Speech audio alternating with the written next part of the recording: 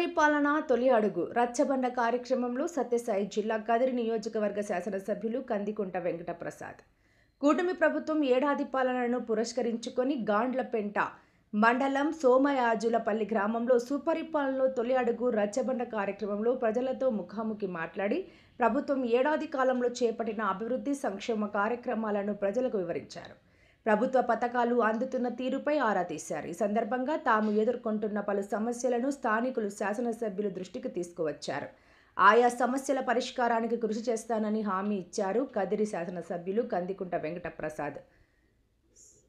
సుపరిపాలనలో తొలి అడుగు రచ్చబండ కార్యక్రమంలో ఇంటింటికి తిరిగి సమస్యలు తెలుసుకున్నారు.